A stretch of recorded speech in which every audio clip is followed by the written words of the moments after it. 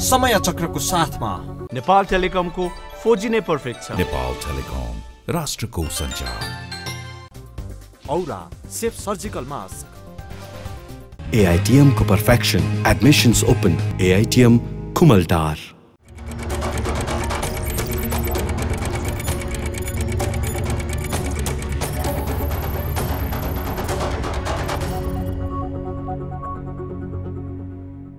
दर्शकहरू नमस्कार, समय चक्रमा हार्दिक स्वागत गर्छु। म रोहन श्रेष्ठ। नेपालको राजनीति र नेपालका नेता सत्ययुगको एक अभागी शिवभक्त जस्ता देखिन थालेका छन्। धन ऐश्वर्यको कामना गरेर वर्षौं शिवको भक्ति गर्दा पनि उनको अवस्था दयनीय नै भएपछि पार्वतीले शिवसँग गुनासो गरिछन्। भगवान शिवले भाग्यमा नभएका कारण उनलाई धनवान बनाउन नसकेको जवाफ दिएछन्। फेरि पनि पार्वतीले अनुरोध गरेपछि ती शिवभक्त हिँड्ने बाटोमा सुनका सर्फीले भरिएको थैली भगवान शिवले राखिदिएछन्। त्यति बेला गरिब शिवभक्तको मनमा दृष्टिविहीन मानिसहरू कसरी हिँड्न सक्छन् होला भन्ने प्रश्न आएछ। एकछिन दृष्टिविहीन भएर हिँड्नु पर्यो भनेर हिँड्दा असर्फीले भरिएको थैली पछाडि नै छुट्यो। शिवभक्त गरिबका गरिब रहे। कर्मले दिए पनि भाग्यले हरेपछि कसको के लाग्छ र? नेपाल कम्युनिस्ट पार्टीको अवस्था पनि तिनै शिवभक्तको जस्तै भएको छ। जनताले झण्डै 2/3 दिए। 5 वर्ष शासन चलाउन नसकेर अहिले नयाँ प्रधानमन्त्रीको खोजीमा दुई समूह परिश्रम गरिरहेका छन्।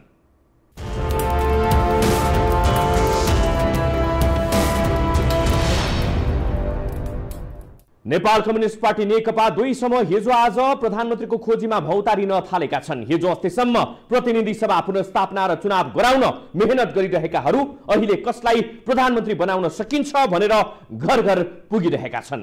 साथमा स्पष्ट बहुमत भएर पनि अर्कैलाई प्रधानमन्त्री बनाउन दौडधुप गर्नुपर्ने दिन त शत्रुको पनि नआओस्।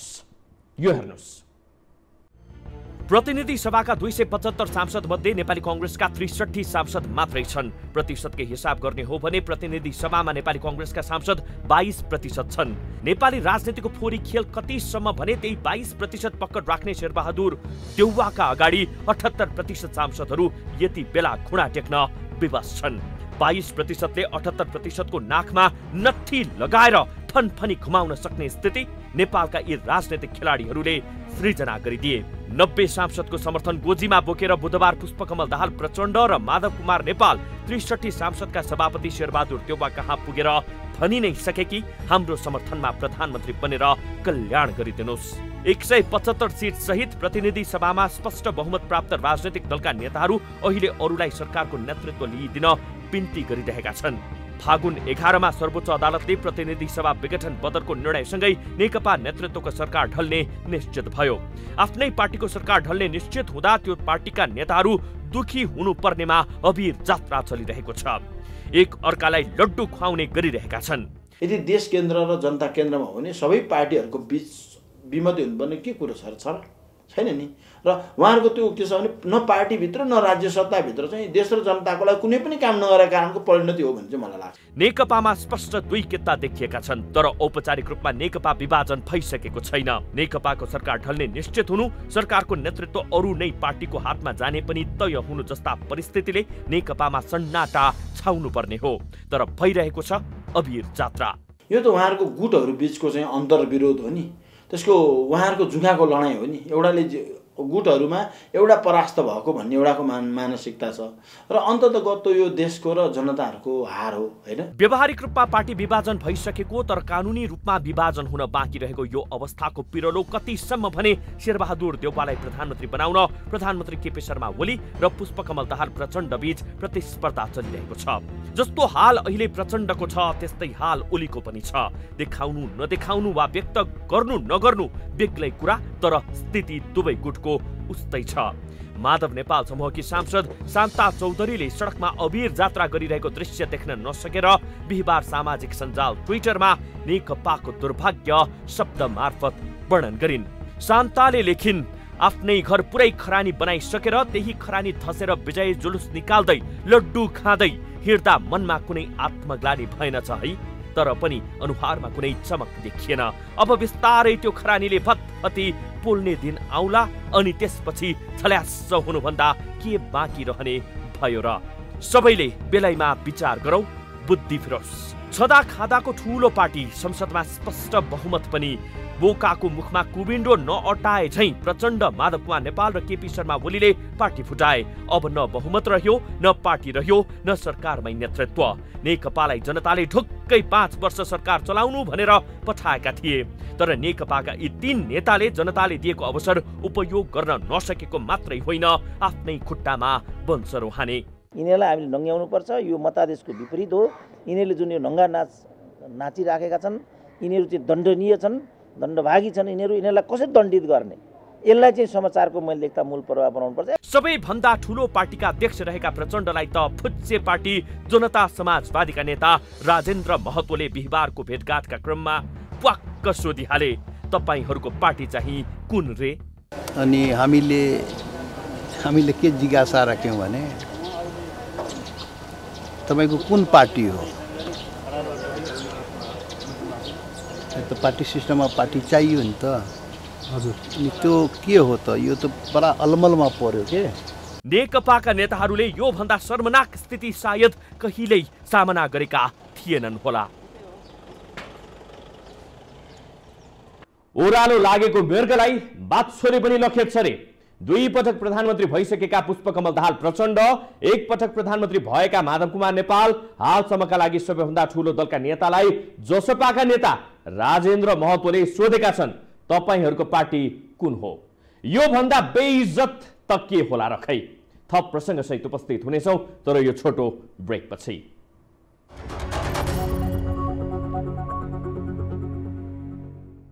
ज्योतिषीको दाबी अनुसार 7 पटक प्रधानमन्त्री हुने योग लिएर जन्मेका शेरबहादुर देउवा अहिले दाहिने घुम्दा पनि प्रधानमन्त्रीको अफर, देब्रे घुम्दा पनि प्रधानमन्त्रीकै अफर पाइरहेका छन्।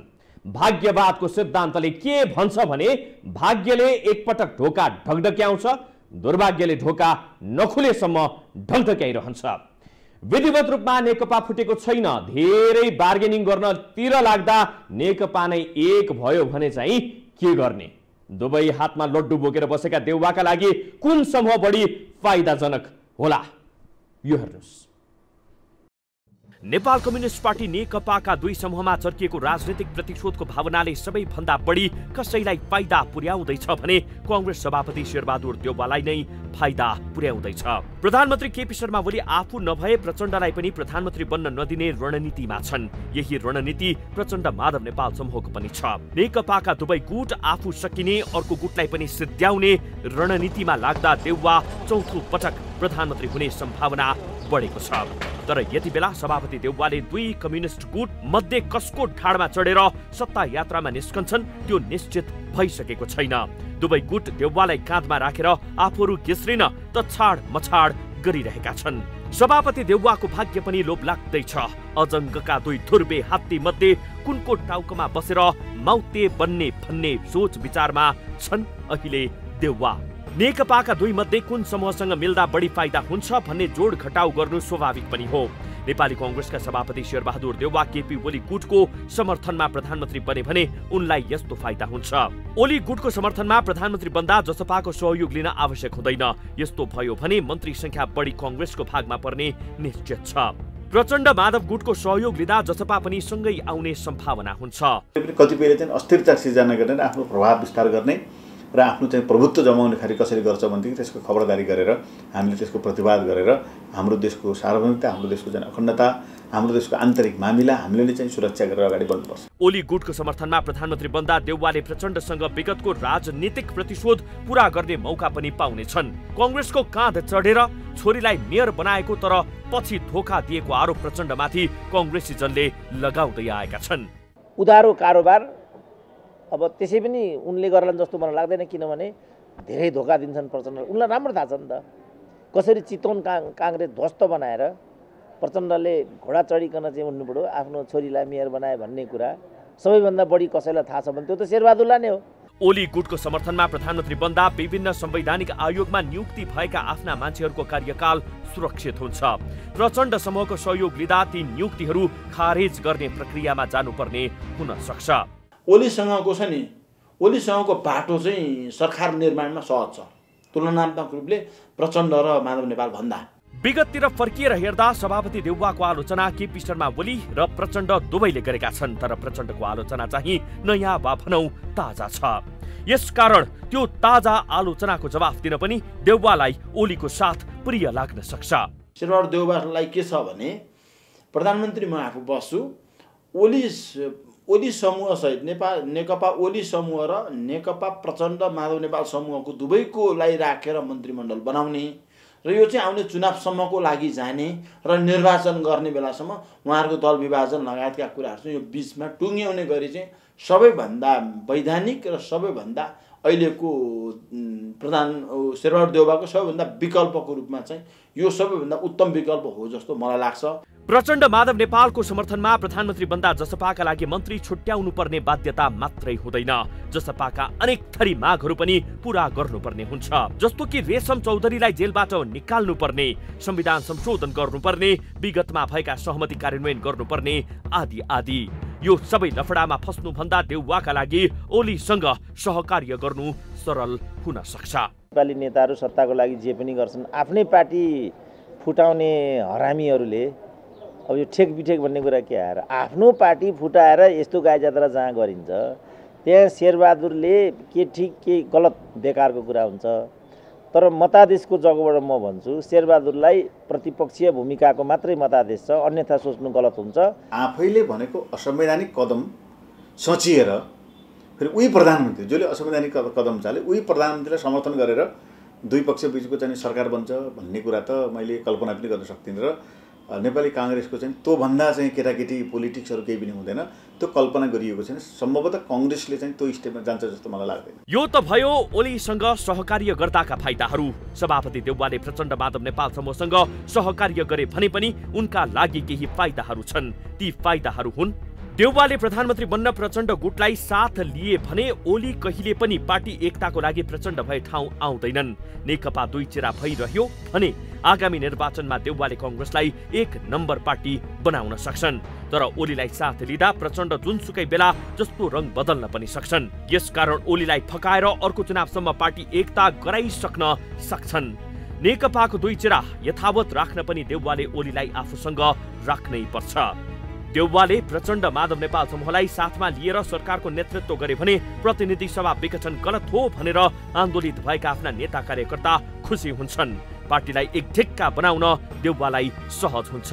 प्रतिनिधि सभा विघटन विरुद्ध देउवा बुढा नीलकण्ठमा सुतेर बस्दा प्रचण्ड र माधव नेपाल सडकमा हामी यहाँ छौं भन्दै आन्दोलन गर्न पुगे। यो समूहको आन्दोलन शक्तिशाली नभएको भए अदालतले पनि ओलीलाई नै साथ दिन सक्थ्यो। देउवाले यो समूहको साथमा सरकारको नेतृत्व गरे भने प्रचण्ड नेपाल समूह प्रति कृतज्ञ भएको देखिन्छ। तर अब शेरबहादुर त यी भन्दा पनि सत्ताखोर गए गुजरेका 68 सदस्यीय क्याबिनेट बनाएर हिँड्ने नाङ्गा बाबा हुन् शेरबहादुर। अब यस्ता नाङ्गा बाबालाई मैले केही कुरा भनेर त काम देला जस्तो मलाई लाग्दैन। यदि लाग्छ र उनी मेरो कुरा सुन्छन् भने उनी यिनीहरूको यो माछो भ्यागुतोतिर नलाग्नु। हामीलाई त मतादेश यो होइन, हामी प्रतिपक्षीय भूमिका खेल्छौँ। तपाईहरूले जे कारणले 2/3 पाउनु भएको, जे कारणले पार्टी एकता गर्नुभएको, के कारणले अहिले यो चाहिँ यो लडन्त भिडन्त गर्दै हुनुहुन्छ, नेपाली जनताको छेउमा प्रश्न पार्नुहोस्। नसक्ने भने हामीले सक्यौँ न भन्नुहोस्, हामी अगाडि आउँछौँ। होइन भने हामीबाट मन्त्री प्रधानमन्त्रीको कुरा आशा नगर्नुहोस्, तपाईँहरू जेसुकै गर्नुहोस्। कांग्रेसले भन्नुपर्ने कुरा चाहिँ यो हो। नाफा घाटाका यस्ता अरू आँकडाहरू पनि छन्, तर सभापति देउवाले कसलाई साथ लिन्छन् हेर्न भने बाँकी छ। कदाचित ओली समूहलाई देउवाले साथ लिए भने त्यो दिन प्रचण्ड माधव नेपाल समूहले राजनीतिबाट सन्यास लिए हुन्छ। यो भन्दा ठूलो पराजय सायद अर्को हुनेवाला छैन। नेकपाको प्रचण्ड माधव कुमार नेपाल समूहले प्रतिनिधि सभा पुनर्स्थापना भएपछि विजय जुलुस गरेको छ। दीपावली अबिर जात्रा मात्रै गरेको छैन, मिठाई नै बाँडिसकेको छ। तर नयाँ सरकार बन्दा कांग्रेस र ओली समूहले बनायो भने स्थिति के होला? थप प्रसंग सहित उपस्थित हुनेछौं, तर यो छोटो ब्रेक पछि।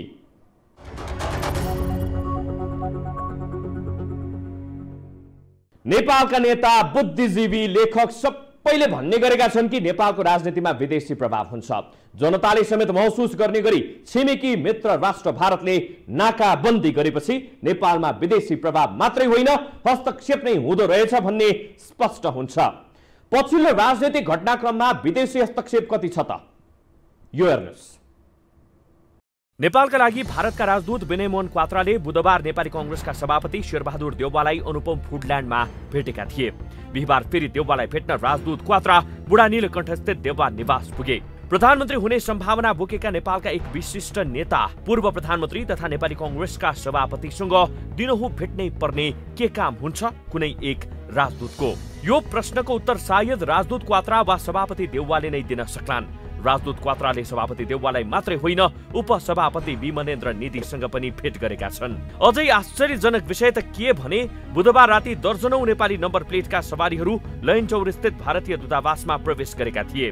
ती अधिकांश सवारी साधनहरू नेपाली नेताका थिए। जस्तो देउवालाई यति बेला छ नि 3वटा इक्वेसन छ भनौँ। एउटा ओलीसँगको इक्वेसन हैन, कांग्रेस र नेकपा ओलीसम्मको एउटा इक्वेसन, अर्को कांग्रेस र प्रचण्ड नेपालसम्मको इक्वेसन, अर्को दुवैसँगको इक्वेसन। देशको राजनीति तरल भएको बेला एक विदेशी दूतावासमा नेपाली नेताहरूको लड्कोको अर्थ के होला? राष्ट्रिय स्वाधीनताको नारा उचाल्ने नेताहरू लस्कर लागेर विदेशी दूतावास धाउँछन् भने यो देश के वास्तवमा देश नै जस्तो छ त भन्ने प्रश्न उब्जिरहेको छ। कहीँ न कहीँ यस प्रकारका चलखेलहरू आफ्नो पक्षमा पार्नको निम्ति अपवित्र प्रकृतिका मिल्ने नमिल्ने प्रकृतिका गडजोडहरू बनाएर अरू थप देशलाई चाहिँ अस्थिरता बनाएर एउटा अराजकतातिर लिएर जाने प्रयत्न चाहिँ कतिपय शक्ति केन्द्रहरू हुन सक्छ। सबै विदेशीले हामीले दोष दिनु हुँदैन। कतिपयले शुभेच्छा प्रकट गरेर नेपालको प्रणाली बचोस् स्थायित्व होस् भनेर शुभेच्छा प्रकट गर्ने गरी चाहिँ सक्रिय भूमिका खेलेकाहरू पनि छन्। उनीहरूलाई हामीले स्वागत गर्नुपर्छ।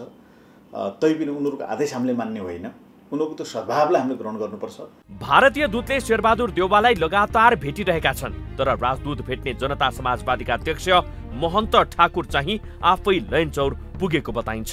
केही अघि जनता समाजवादीकै नेता डाक्टर बाबुराम भट्टराई लगातार भारतीय दूतावास गएको मिति र समय समेत एक अनलाइन सञ्चार माध्यमले सार्वजनिक गरेको थियो।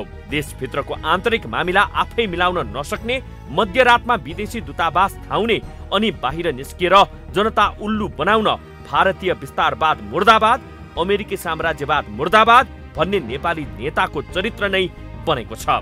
सोझा जनता पनि यिनै नेताले कालापानी फिर्ता ल्याउँछन्, एमसीसी खारेज गर्छन् भन्ने ठानिरहेका छन्। केही विश्लेषकहरू त नेपालको पछिल्लो राजनैतिक घटनाक्रममा स्वदेशी भन्दा विदेशी खेल बढिरहेको दावी गरिरहेका छन्। यसको चाहिँ यो हामीले चाहिँ आन्तरिक कुराहरू मात्र हेर्यौँ होइन, यसको बाह्य पाटोहरू पनि छ। जस्तो एमसीसीको कुराहरू छ नि, एउटा यो कहीँ कतै यो एमसीसीसँग जोडिएको हो जस्तो लाग्छ संसद विघटनदेखि का कुराहरू। किनभने संसदमा दर्ता भएपछि संसद छलेर पास हुन्छ कि भन्ने एउटा कोसिस हो एउटा। अब एमसीसी पनि देशको पक्षमा होस् भनेर हाम्रो पार्टीमा छलफल चलेको हो। एमसीसी ल्याउने नल्याउने कुरा ठुलो होइन। एमसीसीले देशको राष्ट्रिय, देशको सार्वभौमिक, देशको अखण्डतालाई छुन्छ कि छुँदैन, त्यसको प्रभाव पर्छ कि पर्दैन। हाम्रो देशमा एमसीसी इन्डो पेसिफिक हुँदै कानुनको रूपमा सदनभित्रै ऐन बनाएर फेरि फेर्न नपाइने गरी किन आएको भन्ने कुरा गम्भीरतापूर्वक छलफल चलेर त्यो पनि देशको राष्ट्रियता, देशको सार्वभौमिकता र अखण्डतासित अभिन्न रूपले जोडिएको छ। देशका प्रधानमन्त्री स्वयं मध्यरातमा विदेशी जासुसी निकायका हाकिमलाई आफ्नै सरकारी निवासमा बोलाएर घण्टौं छलफल गर्छन्। अर्का नेताले खुलेआम हामीलाई भारतको सहयोग भएन, सहयोग पाऊँ भन्दै गिडगिडाउँछन्। अनि तिनकै कार्यकर्ता विजयी जुलुस निकाल्छन्, अबीर जात्रा गर्छन्। प्रधानमन्त्री केपी शर्मा ओलीले प्रतिनिधि सभा विघटन गर्दा छिमेकी मुलुकहरूले औपचारिक रूपमा कुनै प्रतिक्रिया जनाएनन्। भारतकै इशारामा प्रधानमन्त्रीले प्रतिनिधि सभा विघटन गरेको अर्थ लगाइयो।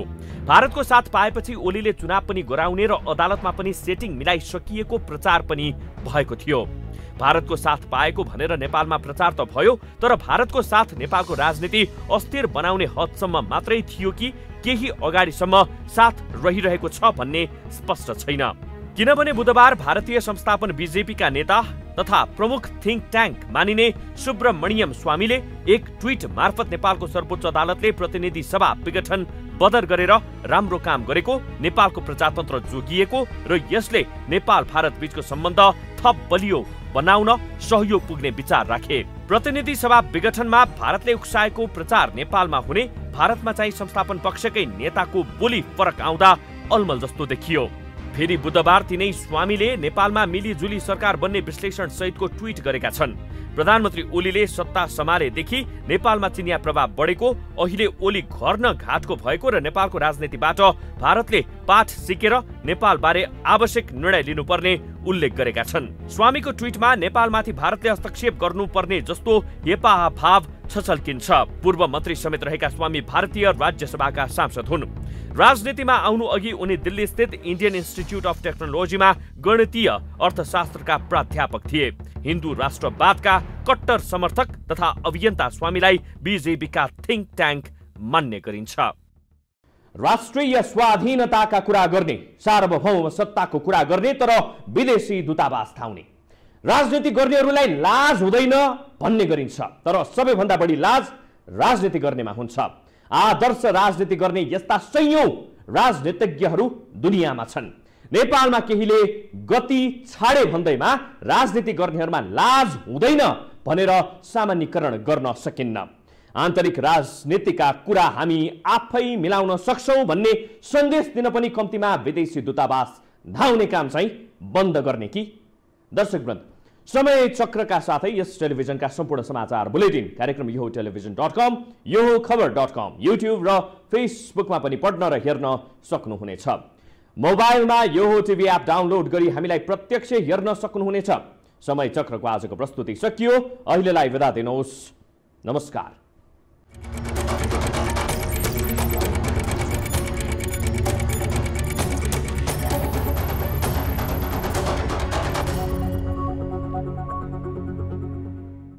समय चक्रको साथमा नेपाल टेलिकमको 4G नै पर्फेक्ट छ। नेपाल टेलिकम, राष्ट्रको सञ्चार।